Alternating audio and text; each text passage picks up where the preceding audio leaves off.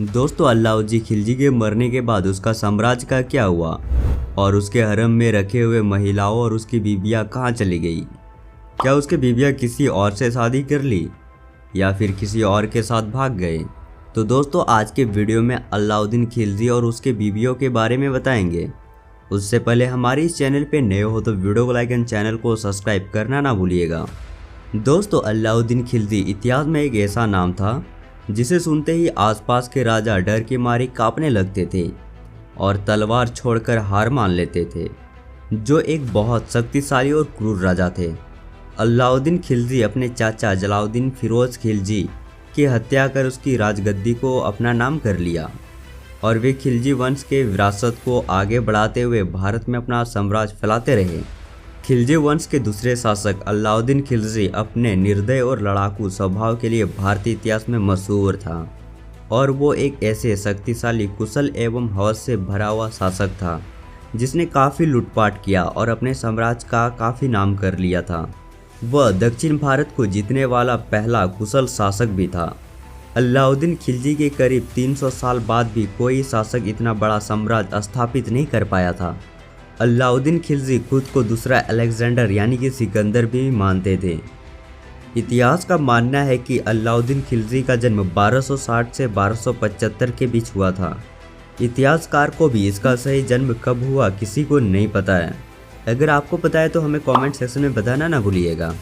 अलाउद्दीन खिलजी के चाचा जलालुद्दीन खिलजी जब दिल्ली के सुल्तान बने थे तब उसने अलाउद्दीन खिलजी को अपने दरबार में अमीर-ए-तुज़क बनाया था, जो कि प्रमुख के समक्ष होता है, जबकि खिलजी का छोटा भाई अल्मास बेग को अकुर बेग बनाया था, जो कि प्रमुख के समान माना जाता है। करीब 1291 ईस्वी में जलालुद्दीन के शासनकाल में कारा के राज्यपाल मालिक खुज्जू ने आक्रमण कर दिया, जिसके बाद अलाउद्दीन खिलजी ने अपने राजनीतिक कौशल से इस स्थिति को बेहद अच्छे से संभाला, जिससे प्रभावित होकर उसे कारा का राज्यपाल बना दिया। वहीं इसके बाद 1292 में भीलसा में जीत हासिल करने के बाद अलाउद्दीन खिलजी को उसके चाचा एवं ससुर जलालुद्दीन ने अवध प्रांत की जिम्मेदारी सौंप दी थी। वहीं मालिक खुज्जू ने अलाउद्दीन खिलजी के अंदर दिल्ली का सुल्तान बनने का इच्छा जगाई और जलालुद्दीन के खिलाफ नफरत की बीज बोए। उसके बाद अलाउद्दीन खिलजी ने धोखेबाजी करके अपने चाचा का हत्या कर दी और दिल्ली के राज सिंहासन पर अपना कब्जा कर लिया। इस तरह 1296 ईस्वी को कारा में अलाउद्दीन खिलजी ने खुद का दिल्ली का नया सुल्तान घोषित किया। हालांकि सुल्तान बनने के थोड़े समय तक उन्हें काफ़ी मुश्किलों का सामना भी करना पड़ा था, लेकिन अलाउद्दीन खिलजी अपने शक्ति और कूटनीति का इस्तेमाल करके सभी विरोधियों का डटकर मुकाबला किया।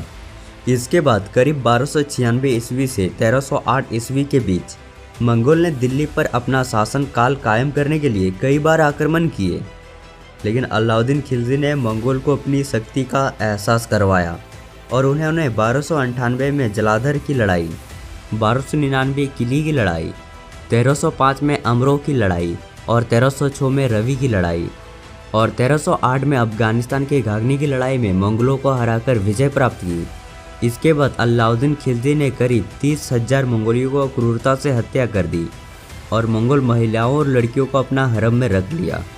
फिर कुछ दिन बाद एक खबर आई कि अलाउद्दीन खिलजी ने रात में आखिरी सांस ली। ये सुनते ही राज्य के वजीर, जो अभी तक अलाउद्दीन खिलजी के हर एक फैसला मानते थे और उसके इज्जत किया करते थे, और उन्होंने बिल्कुल भी देर नहीं करते हुए उन सारे वजीरों को खबर किया जो राज्य के दूर दूर में थे। इस दौरान मालिक काफूर को भी खबर मिल गई और मालिक काफूर तुरंत ही खिलजी के पास आया और ये ऐलान कर दिया कि इस राजगद्दी पर वो खुद बैठेगा।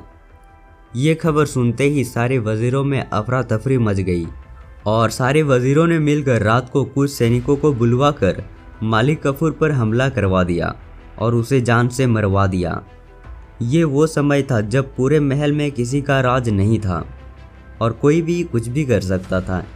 इसी बीच रात कुछ वजीरों ने देखा कि महल के बूढ़े हकीम, जो कि रानियां की देखभाल करते थे और उन्हें दवाइयाँ दिया करते थे, और वह हरम की रानियों के साथ शारीरिक संबंध बना रहे हैं।